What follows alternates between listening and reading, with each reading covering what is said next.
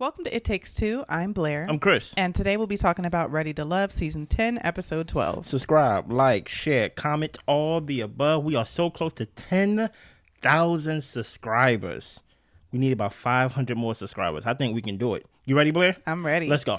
So the final people have brunch with Tommy. Yeah. Angie still has connections with Hussein and Cam.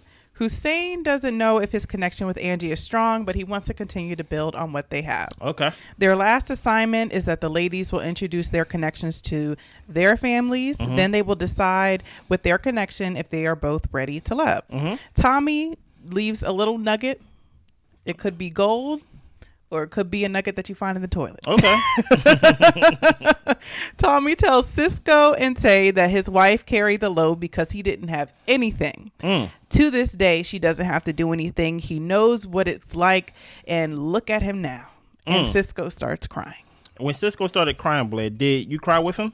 I actually rolled my eyes and looked away from the TV. I was like, oh my gosh. What are your thoughts on this scene, Blair? Walk us through it. Only really thought is about the whole Cisco Tae Tommy situation. I'm just not a fan of struggle love. I'm just not. I think that yes, you can get with somebody who is not necessarily at their peak of their potential. Okay. But I think that if we're in a space to where we can choose to date anybody we want to, then why not choose somebody who's stable? Okay. I just don't see why that wouldn't be the number one priority when you're trying to get to know somebody before even wanting to say, oh, this person is willing to have kids within 2 years. Mm-hmm. Do I want to have kids in 2 years with somebody who's not stable? That's the question that I would ask. So Tommy, thank you for this little nugget that you dropped. Yeah. But I feel like he could have kept that, if I'm being honest. Let's start with Hussein. He talked about he want to build on something with Angie or keep building, whatever he said. Brother, this is the last episode. Finally. So whatever you thought that you was building or not building or being intentional, not answering text messages, whatever you was doing throughout this process, you want roles, you kind of don't want roles. It's like, Hussein, time has finally ran out for you. Okay. Tommy, listen here, brother. Don't give me a you are broke now speech in front of everybody. Pull me to the side to where it's like, you know what, man? I've been in your situation. I don't know if you've been in my situation per se, but listen, I can accept it if you pull me to the side. But, you know, doing that in front of everybody, in front of my lady potentially, here's the thing. Blair says she's not a fan of struggle love, right? I don't know if I'm that extreme with it. I'm not a fan of you choosing Cisco in this forum, basically. This is a forum to where you had basically a pick of the litter to where you did not have to choose Cisco, right? And when you wasn't talking to Cisco, you was talking to Naeem, I think his name was, the one that had like 30 kids. So like your picker is kind of like, even when we give you a lot of options, you're still leaning towards the harder option to where the whole point is for you to pick an option out of other options, right? So that's the thing. It's not so much that I'm not a fan of struggle love. I'm just not a fan of you choosing Cisco in this type of format and things of that nature. Can it work? I don't know. The main reason why it cannot work, not because of where Cisco is right now or what he's alleged to be on the show, is because of how I hear him talk. And how I hear his friends talk about him. His friends coddle him. His sister coddle him with the whole, like, you hurt his feelings. And Cisco talking about, I need a woman to encourage me. You don't need a woman to encourage you, because at the end of the day, if you was to be single for the rest of your life, are you going to stay in the position that you are right now? So it's dependent on encouragement from the opposite sex. Like, so that's why I'm like, I'm not really seeing the motivation without Tae to basically get behind y'all. And that's why I would call it like struggle love, not because of where you are, but because it seemed like you don't want to get out of it for you. Yeah. Like you are more important than the union, you know? But let's keep going. So Cisco meets Tae's family. Yeah. Oh, before that, Hussein pulls up on, what's her name? Angie tells her he's done with the process. Well, here's the thing about it. I don't think Hussein was ever serious about this process, but, you know, let's keep going. Yeah, so Cisco meets Tae's family. They came prepared with questions. He talks about how he works out to handle stress. They do make each other laugh. And Cisco's intentions are to get to know her and eventually marry and have a family with her. Yeah. He talks about how his career has been a barrier for her. He is continuing to work corporate, so he does have a job, but he doesn't want to put his dreams and aspirations to the side. He wants to be financially stable and be able to provide a lifestyle for a family. They thought he was nice, but there was concern about them not having the same lifestyle. But Tae decides that she's going to trust the process and trust God. Me first on this one. Yes. I appreciate Auntie being there, and I appreciate them keep bringing the families on and things of that nature. But if you go bring the families on, let them actually like ask good questions and actually like dig to the core of what's going on. I understand Auntie is there and, you know, bless Auntie, but asking the question, do y'all make each other laugh? That's the least of my worries. He rents a room, Auntie. You get what I'm saying? And I think he was married at one point. So I need to know some things about that marriage, that last relationship, your job status and things of that nature, more than do you make each other laugh. Because at the end of the day, when those bills come and when those, you know, those mountain peaks and those valley lows come, nothing gonna be funny, even if you are a funny guy. So that's what I mean when I say I don't want to see no more of the family, because when we do see the family show up, they waste everybody's time. They waste my time, they waste my wife's time, they waste your time. So that's why I'm like, yeah, I'm happy that Aunt was there to ask some nice questions. But truth be told, I don't see a lot of people, put it like this, I see a lot of people handling Cisco's situation with kid gloves. More than like he's saying things that's wishy-washy, in my opinion, for his age. Saying things like, I want to provide my family a lifestyle. What do that mean? That's a vague statement. That doesn't mean anything. Yeah. You have a lifestyle right now that includes you renting a room. You get what I'm saying? So that's why I'm like, he's saying these things that basically tickle your ear, but it doesn't mean anything. What is your thoughts, Blair? Yeah. One reason why I'm kind of tired of the family visits is because I'm not invested in these couples. That's I true. think that it would have been nice to have more dates to see the love grow and flourish, because I feel no connection to these people. The break didn't help, but it would have been nice to get more dates to see their connections actually grow, because to me, I feel like these people still don't know each other. Then, you know, this whole thing about, okay, so he works a corporate job, but he still wants to continue to reach for his dreams and aspirations. I think that is totally fine. I think that is fine. I think that you definitely need a way to be able to feed yourself. And if you want to continue to do things on the side, shoot, this is something I do on the side. Yeah. YouTube. So I don't think there's anything wrong with that. I think that what concerns me is that he confirms that he lacks stability. Yeah. So when I think about that, it makes me wonder, okay, does your job not provide enough for you to care for yourself?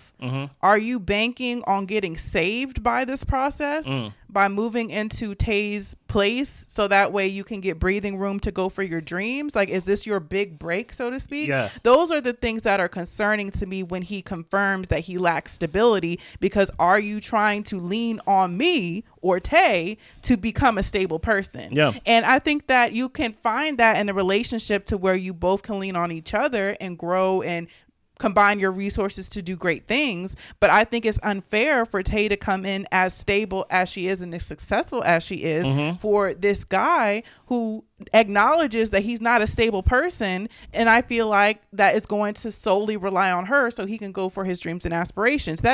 And to me, when Tommy or I forgot the guy who does the motivational like talks and stuff like that back in the day, who I used to listen to. Anyway, I don't know who you used to listen to back in the day, but okay. His podcast, or like, if you don't want to succeed more than you want to breathe. Oh, you talk about E.T., the hip hop preacher. Yeah. And like those guys talk about how like their women like held them down so they could really like go after their dreams and aspirations. Yeah. One major thing I think about when it comes to that is that they actually knew the person. That's true. And they actually didn't have anything at first together. And then the wife ended up doing well in whatever stable job that she had. And they made an agreement as a couple that I'll hold down the stability while you go for the entrepreneurship. I feel like they have no history or know each other well enough for her to trust that he's actually going to be on his grind and not chilling on the couch while she goes to work. Yeah. Like there's no way you can have that trust for that person. No charisma, no good looks, no muscles, I feel like should should make you trust somebody that strongly in the beginning. Like, he has to prove himself. I'm sorry. Yeah, and just see if you remember, because I don't. It's my mind is drawing a blank. What is his like dreams or like what is his? I've only seen it online because I don't remember him saying it, but I think he wants to be like an actor or something like that. Okay, so here I could be wrong. Here's my thing, right? Tommy, I remember when he brought his wife on. I think he brought his wife on this season or something like that, talking about we've been married for. I'm just gonna throw random numbers out there, but it was a very uneven number. It was more like we've known each other and we've been married for, let's say, 10 years, but we've been dating for 30 years. And that's another thing I read is like he dated her for 20 years and married her when they turned 40. So I'm just like, even that sounds a little crazy to me. But my thing is. It's not. I'm not trying to judge the situation. I'm not judging either. I'm just saying how it sounds. I'm saying it's different strokes for different folks, right? That's true. And my thing is, I find it very interesting that, you know what, I can pat you on the back, and he keeps talking about, my wife, and my wife. This is Tommy talking. Like, my wife was holding me down. I ain't have nothing. I ain't do this, and I ain't do that, and I ain't do that. But mind you was with this lady for as long as you want to say it as you were. I forgot the number, but it was a long period of time before you married her. And my thing is, if you truly believe in Cisco's ability to actually like get himself out of the hole that he in, give him a job then, Tommy. Like, I'm always under the belief of people want to give you motivational speeches, and they want to give you all these pats on the back besides a job. It sounds like he needs a job. Yeah. So, but it is what it is. Yeah. Let's keep going. So Cam meets Angie's family. Yeah. They tell him that Angie gets bored quickly and she will be up out of there. Okay. They bring up her busting the windows out the cars, and her fam says, look, communication is key. Try not to keep score. Mm-hmm. And they ask him if he's ready for love. Cam tells them it's scary for him because of choices that he's made in the past, but he has worked on himself. Yeah. Once Cam leaves, her brother says, look, seems like you're scaring him. You might scare away love and not even realize it, and you might be a little too spicy for him. What are your thoughts on this? I thought that the conversation was interesting because usually at the end, the family is sharing their perspective on how they feel about the partner, necessarily if they're good enough or if they see a match for their sibling or family member. Yeah. But I think the family knows that Angie's got some ways about her. And the fact that she was saying, like, you know what, you might be pushing people away and scaring folks away. Mm-hmm. And I think that was, I'm not going to say it's like a big thing to say because I'm sure they probably told her that before. But I just thought it stood out to me. And also, could she be too spicy for him? Yes. But I think it's more so of the thing that Angie, from what we've seen so far, and the way that she kind of like bucked up against certain things when it came to the whole leadership topic, and then the window situation, it does kind of seem like could be a bit of a wall there. She seems like a sweet lady and she seems nice and beautiful and everything like that, but does seem like there's a wall there in some type of way. But I think the wall is fair when it comes to Cam because I think Cam is playing with everybody. Hell yeah. So, thank you. That's all I was waiting for you to say. Yeah. First of all, Angie, is this the family that like call you every day? They need something every day? The cousin, the brother. Also, Cam already made his decision episodes ago. So the fact that they have to sit down and have this fake conversation about this fake connection, in my opinion, and Cam keep throwing in their face about this car window thing where you don't want to be with this girl anyway, I think it was a waste of Angie's time, in my opinion. I think outside of the car thing that she said that she did before, and basically when she said I would match energy and things of that nature, outside of that, what else do you have against Angie? Cam just seemed like the type of person that doesn't let anything go. The minute that like you do something wrong, the minute that you have a hiccup or something like that, a stumbling block, it's like he's gonna hold it against you. He gonna hold it over your head, and it just seemed like they can't. Now I'm tired of hearing about busted windows and things like that because I believe there's more to Angie than busted windows and things of that nature. Do I believe that Angie have that side of her? Of course, but it just seems like Cam is not doing enough. Well, he definitely wasn't since he had 3 women on his line, but Cam is not doing enough to dig deep to figure out what Angie is about. past that. It just seemed like we gonna stick to that. We gonna talk about that, and we gonna harp on that. And he always talking about the sexual chemistry. It's exactly. Just like, do you like the lady or no? Exactly. So that's why I'm just like, even though the brother or the family member could say like you're scaring him, and basically you could be too spicy. Cam was not serious about Angie at all, in my opinion. So Jay meets Kiara's cousins. Yeah. Kiara brought up the getaway situation with her cousins before he got there. Yeah, stop that. So when he does get there, he talks about how he likes that she's funny and bougie. Mm-hmm. Then one of the cousins brings up the 50-50 question. The big social media 50-50 question. Yeah. I hate that question. And that lets me know that you single, my dear. Okay. And Jay said, no, he doesn't believe in 50-50. The man needs to handle everything. His dad did that for his mom. And he wants her to be home, ready, soft, and available for him. Yeah. So the cousin asked him about the getaway. And Jay said that he was basically trying to get her back the whole time. And he knows that he's a flirt. They say that he can, chill out with the flirtatious kind of eyes and the smiles. But overall, he's talking about how he wouldn't do anything to disrespect her. Okay. So he ends up leaving. And the cousins say, like, honestly, Kiara, you can be flirtatious too. So y'all probably the same. Can I be real with the people, Blair? Sure. I'm going to be real with y'all. This 50-50 thing is so vague and it's so fake in like some ways. Even like people like to say like, my dad, I only see my dad work and my mother didn't have to do anything and things of that nature. Well, let me give you some dose of reality. My mother never worked when she was alive. I never know my mother to work. Once she had me, she did not work. My dad paid all the bills. My dad brought in all the money, and my dad took care of everything. Just to let you know, we lived in a broke apartment, and we had one car, and we did not have a house, nor did we have a savings. So, yes, my dad did take care of everything. And my whole thing is, well, my mother had cancer, so that's why she couldn't work. But my whole point is, like, the whole idea that people like to say, oh, my dad took care of everything. Well, tell me what type of lifestyle did y'all have? Right. Do y'all live in a house? Do y'all have some acres? Do y'all have more than one vehicle? Do y'all have a savings? Were they able to send you to college? Do you live paycheck to paycheck? So like that's why I'm like, people want to go off of this 50-50. People want to go off this 50-50 conversation and basically want to put all the burden on you and put all the things of like, oh, the man should be doing this, the man should be doing all that. And listen, I tell you this, I will pay all the bills and I will take care of everything, but I tell you this right now, we ain't gonna live in this house. You get what I'm saying? So if I'm gonna pay for everything, it's a different lifestyle. It's gonna be a way different lifestyle. So that's why I'm like, that 50-50 conversation is very it's not telling the full story. And best believe, if I'm doing 100% in one area, best believe you're going to be doing 100% in another area too. So that's why I'm like, it's a fake conversation. And even when it goes down to how do you pronounce her name? Kiara, they said that she could be flirtatious too. She is literally friends with someone who still got a crush on her. Yeah. Best friend, I think. That's so odd. I think that's the title, best friend. So like, Kiara, you have ways to improve if y'all want to really make this relationship grow, in my opinion. Yeah, Jay and Kiara, like I said, I'm not invested in the relationship, so I more so want to talk about this 50-50 Okay, thing. help me, Blair.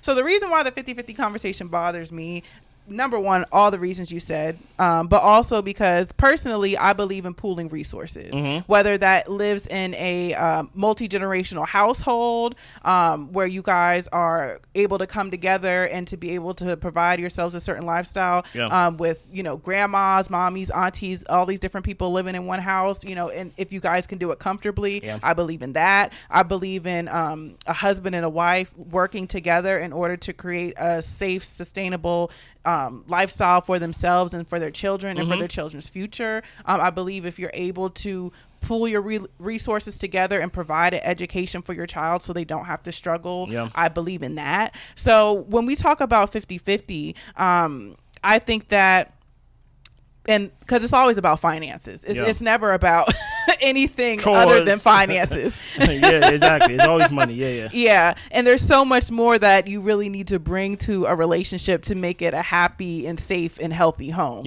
So that's why I feel like that kind of like is not even important necessarily when it comes to creating a successful relationship. And also when it comes to the 50-50 conversation, I think that it's just so strange that conversation can exist in the same space as people who say they want to be in a power couple. Answer that for me. How are you supposed to be in a power couple, but I pay for everything, but you don't want to do 50-50? So then what's the point of us being in a power couple to pool both of our powers and our smarts and our resources together so that way we can have the best life possible? Then what's the point of being a power couple if we're only going to live off one person's salary? Like, it just doesn't logistically make sense to me. And then in this economy, it's very expensive. And the fact that Kiara and Jay both have kids of their own, two, and they would be coming together in one household. I think it is admirable if you are able to do that, and it's not a stretch and it's comfortable. And if you guys are able to do that, that's your lifestyle. I'm not judging anybody's lifestyle, but it just makes me wonder, how realistic are we being, and what are we actually gaining by allowing the man to do all the financial burden if we have the ability to be our greatest together? And to me, that's what a real power couple is. So do you know what people say? And not people, I'm talking about like people who are in experts in this in finances and things like that. What do they say? Do you know what they say is the quickest way to actually get generational wealth, to become rich? You know which is the number one way? How's that? Get married. And they don't say get married just so you can have a wife. Get married so you can combine resources. That's the number one way. Not day trading. Okay, not gambling. They say marriage is the number one way to get to some type of generational wealth or to get rich. So you could combine resources, because two paychecks bi-weekly can tackle one bill at a time better than one person handling all the bills, unless you got it like that. You know. So Cam meets Sahara's sister. She likes that he doesn't have any kids and that he is a firefighter. She doesn't want him to drag her sister along, though. Cam talks about how they've been through a lot. Pretty much he stood up for Sahara in the men's lounge. She still can't believe that he hasn't decided, and she asks if he has a decision yet. Cam doesn't want her to pressure him into any decisions right now, and they end up kind of leaving on a tiff. They do hug, but clearly things are a bit tense. And the sister thinks he's a good guy, but now Sahara's indecisive because he's not sure about her. What are your thoughts about this meetup with Sahara family and Sahara and Cam? This weird meetup, in my opinion. Yeah. Like I keep saying, I don't feel no ways about a lot of things because because they haven't made me captivated toward these couples, because it does not seem like they're out of all of Cam's matches. I feel like Sahara is the strongest match, but the match is still not strong. Y'all, I feel like, look good together, and y'all like kissing, and y'all laugh together, and that's about it. And so to me, I'm just like, I think that Sahara is fair to say, hey, we're getting towards the end and I'm not really getting much from you as far as where your head is at. So I don't blame her for saying that, you know what, I'm irritated with the whole thing. You know, I do understand that this process is the dating game and everything of this sort. But I mean, Cam, it feels like he's dragging the women along versus actually trying to see who is his best fit. I think there was an actual date a couple episodes ago to where he had all three of them sitting next to each other and he was on the other side of the table. And this is what happened. When you play stupid games, you win stupid prizes. And you had to think, and I'm going to touch on it more once we get to the decisions in that segment. But I think Cam wants somebody to control. Even how he talks to Sahara and things like that, it's almost as if it's like, girl, get up and give me a hug. It's like you're not smooth. You get what I'm saying? I think he wanted to choose Sahara so she can be forever grateful that he chose her. Not like it's like an equal type of thing to where it's like, you know what, I really like you, you really like me. Because Sahara got a point. It's literally the last day and you still don't know who you're gonna choose. Like, you basically dragged me along this process, and now I'm supposed to be grateful if you choose me at the end. Nah. And I'm like, no girl, no girl or no person gonna want to feel like, yay, you chose me, like you're the prize that get this. So that's why I'm like, I'm not even mad at how her friend or Sahara was really reacting when it came to Cam, because at the end of the day, he had to realize that having multiple women on his line, for one, as a guy, that's not normal, right? Unless you're like, you know, a celebrity or you're like outrageously good looking. And number two, like, did you ever think to yourself that at any point while you have multiple girls on your line that one of them or two of them or three of them may just choose themselves and leave you by, like, they can easily turn the tables on you.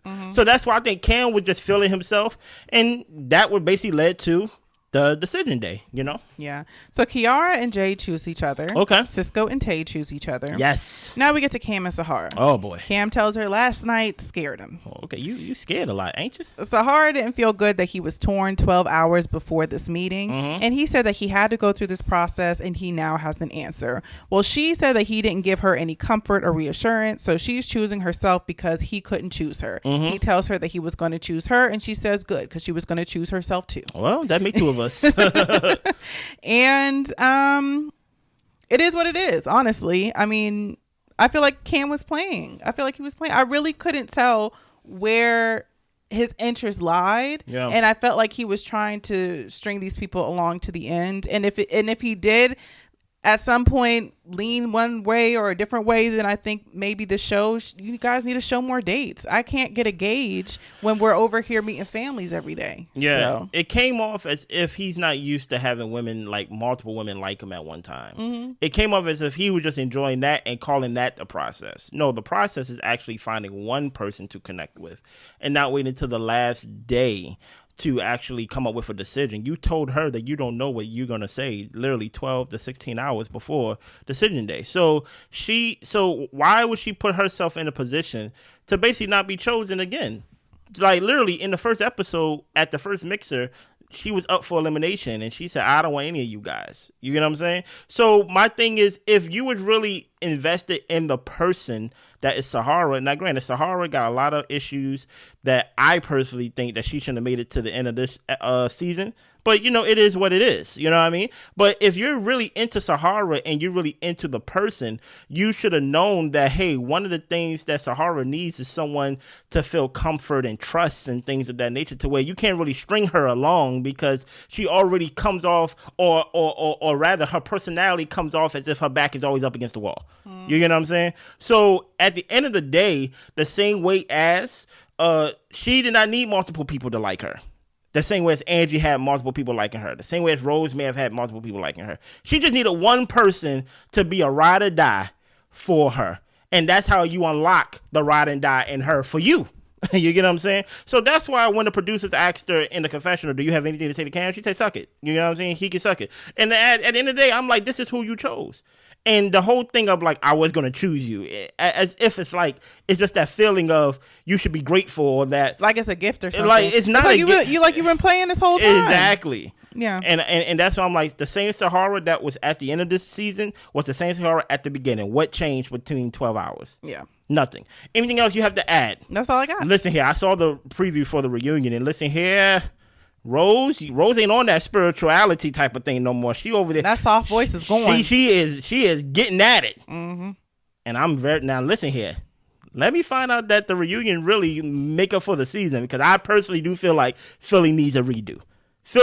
Well, how they did Philly was not fair. I said, let's move on. Let's not even look back. Okay. Let's not go back to Philly. Anything else? That's all I got. Subscribe, like, share, comment. We see y'all. Bye.